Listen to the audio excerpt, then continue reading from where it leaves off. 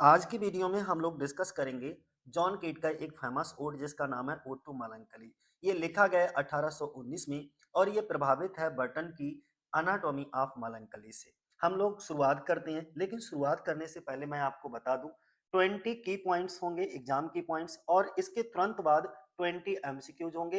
ये दोनों चीजें 10 मिनट की वीडियो में आपको मिलने वाली हैं। चलो शुरुआत कर लेते हैं। सबसे पहला पॉइंट है हमारा odd to Melancholy was written in 1819, यानी कि ओड टू मलंकली कब लिखा गया है? 1819 में लिखा गया है।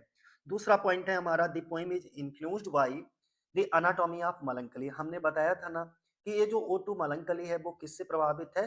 तो रॉबर्ट बर्टन की एक वर्क था द एनाटॉमी ऑफ मलंकली, उससे ये प्रभावित है। अगला तीसरा पॉइंट है कि the above work was written by, above work कौन सा? The Anatomy of Melancholy. ये किसके द्वारा लिखा गया? रॉबर्ट बर्टन के द्वारा लिखा गया है। अगला क्वेश्चन है हमारा the poem is presented in a melancholic mood, यानी कि कवि को उदास मूड में इसमें दिखाया गया है इस पोएम के अंदर। अगला पांचवा पॉइंट है beauty is described as the eternal source of Melancholy.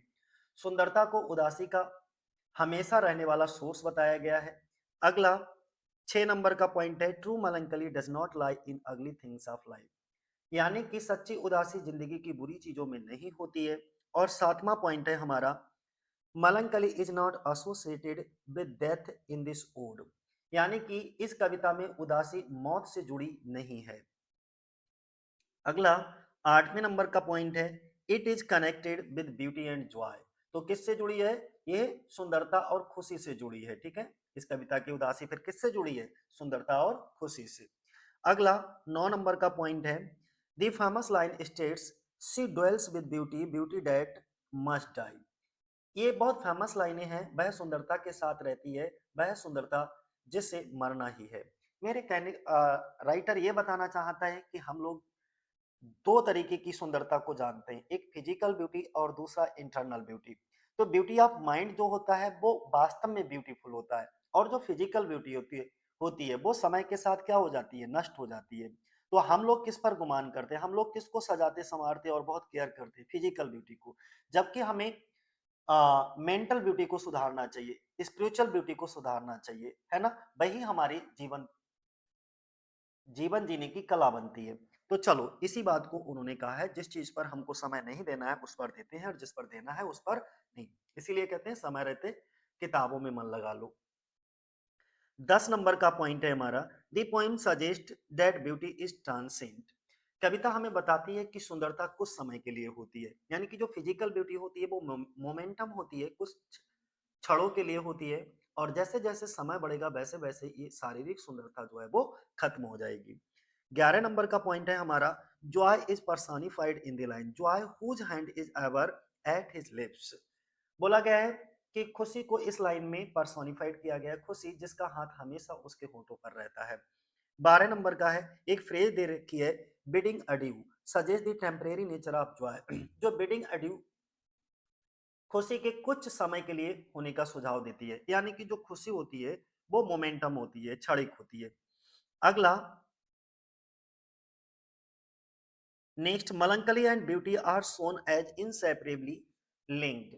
ये जो उदासी और सुंदरता को एक दूसरे से जुड़ा हुआ दिखाया गया है यहाँ पर। 14 नंबर पे the poem emphasises the interdependence of Joy and सारो। बोला गया है कि कविता में खुशी और दुख को एक दूसरे पर निर्भर होने पर जोर देती है ये कविता। 15 नंबर का है love brings deep anguish according to the poet. कवि के अनुसार प्यार गहरा दुख लाता है। जो भी प्यार करता है तो प्यार में दुख के अलावा उसे कुछ भी नहीं मिलता। ठीक है, प्यार हमेशा आंखों में आंसू लेकर आता है, बेचैनी लेकर आता है, आपके दिल की धड़कनों को बढ़ाता है, आपके एम गोल जो भी आपके जीवन का उद्देश्य है उससे दूर लेकर के चला जाता है। अगला 17 नंबर का the ode reflect Keats personal emotion experience. बोला गया है एक कविता जॉन किड के निजी इमोशनल अनुभवों को दिखाती है।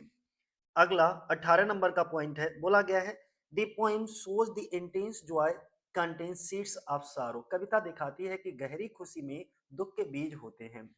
और 19 नंबर का देखो क्या है, बोला गया है 19 नंबर पे the central theme is the inevitability of transience, यानी कि इसका मुख्य विषय मेन थीम है कुछ समय के लिए होने वाली चीज का होना। जैसे जो प्यार है, जॉन केट के अनुसार वो क्षणिक बताया गया है, कुछ समय के लिए होने वाली चीज बताई है। अगला क्या है? The ode is considered a rich expression of Keats life experience. इस कविता में कीट के जीवन के अनुभवों का एक जो है रिच एग्जाम्पल माना जाता है। अब हम लोग डिस्कस कर लेंगे इसके 20 एमसीक्यू जो कि इसी पोइम पर आधारित होंगे। चलो शुरुआत कर लेते हैं। सबसे पहला एमसीक्यूज है हमारा, odd to melancholy is written in. Ode to melancholy कब लिखा गया? तो 1819 में, यानी कि सी ऑप्शन हमारा हो जाएगा। अगला क्वेश्चन है, the poem is influenced by. कविता किससे प्रभावित है? तो कविता अनाटोमी, द अनाटोमी ऑफ मलंकली, इससे प्रभावित है। ये किसके द्वारा लिखा गया? रॉबर्ट बर्टन के द्वारा लिखी गई है। ठीक है, इसी से ये प्रभावित है। अगला, the anatomy of melancholy was written by. तो जो अनाटोमी ऑफ मलंकली है ये किसके द्वारा लिखी गई? तो रॉबर्ट बर्टन के द्वारा। ठीक है, तो अगर आपसे पूछा जाए कि जॉन कीट का जो ओड टू मलंकली है इसका सोर्स क्या है, तो रॉबर्ट बर्टन का दी अनाटोमी ऑफ मलंकली है। अगला, इन दी पोइम, इस कविता में दी पोइट इज इन आ, यानी कि इस कविता में जो कवि हैं जॉन कीट हैं वो कैसे मूड में हैं? तो मलंकलिक मूड है। मलंकलिक मूड कैसा होता है? बहुत दुखी मूड में है ये। ठीक है, उदास मूड में है। अगला, अकॉर्डिंग टू द पोइट, कवि के अनुसार, sorry, according to the poem, कविता के अनुसार beauty is the eternal source of melancholy. C option हमारा हो जाएगा। यानी कि कविता के अनुसार सुंदरता क्या है? तो सुंदरता उदासी का हमेशा रहने वाला एक सोर्स है, इटर्नल सोर्स ऑफ मलंकली है। अगला बोला गया है, ट्रू मलंकली, जो ट्रू मलंकली होती है इज नॉट फाउंड इन, किसमें नहीं पाई जाती? अगली थिंग्स ऑफ लाइफ में नहीं पाई जाती है। ठीक है, बोला गया है कि सच्ची उदासी किस में नहीं पाई जाती है? तो जिंदगी की जो बुरी चीजें हैं उनमें नहीं पाई जाती है। तो इसका मतलब सच्ची उदासी किन किन चीजों में पाई जाती है? तो खूबसूरत चीजों में पाई जाती है, जॉयफुल मोमेंट यानी कि खुशी के पलों में पाई जाती है। अगर आप प्यार करते हो तो लव में भी सच्ची उदासी पाई जाती है। ठीक है, जिंदगी की बुरी चीजों में आपको उदासी नहीं मिलेगी। और ये सत्य भी है, आप कभी भी देखिएगा जितने भी हम समाज की नज़रों में जो बुरे काम होते हैं, उन कामों को अगर हम करते हैं तो उनमें हमको खुशी मिलती है। लेकिन जो समाज की नज़रों में बुरे होते हैं, तो उन कामों को हम करते ज़रूर हैं, पर चोरी-छुपे करते हैं, छुप-छुप के करते हैं, चाहे वो कुछ भी हो हमारा। अगला, और वो करते इसलिए हैं जिससे कि उसमें, क्योंकि लोगों को क्या मिल रही होती है? खुशी मिल रही होती है। The poem states that melancholy is not in। सातवें में बोला गया है, कविता कहती है कि उदासी किस में नहीं पाई जाती है? तो मौत में, यानी कि बी ऑप्शन हो जाएगा। इस पोइम में जो मलंकली है वो मौत के लिए यूज नहीं किया गया है, उदासी। अगला, मलंकली इज एसोसिएटेड विद, तो फिर किससे एसोसिएटेड है? तो ब्यूटी एंड जॉय से एसोसिएटेड है। इसमें बताया गया है कि वास्तविकता में सुंदर चीजें क्या हैं। ठीक है, किन चीजों को आप सुंदर कहोगे? और जो सुंदर चीजें होती हैं वो जीवन को हमेशा आनंदित करती हैं, खुशी लेकर आती हैं। 9 नंबर का क्वेश्चन है हमारा, the line she dwells with beauty, beauty that must die suggest. बोला गया है कि सुंदर वह सुंदरता के साथ रहती है, सुंदरता जिसे मरना ही है। यानी कि आप उस सुंदरता के साथ हमेशा रहते हो जिस सुंदरता को नष्ट होना ही है। ठीक है, तो सी ऑप्शन हो जाएगा। कौन सा? Beauty is transient. C option हमारा। इसका मतलब क्या है? इसका मतलब ये है सुंदरता कुछ समय के लिए है। जो फिजिकल ब्यूटी है वो मोमेंटम है, कुछ क्षणों के लिए है। जॉय इज पर्सनिफाइड है, जॉय को पर्सनिफाइड किया गया है having a hand eight his lips. D option हो जाएगा हमारा।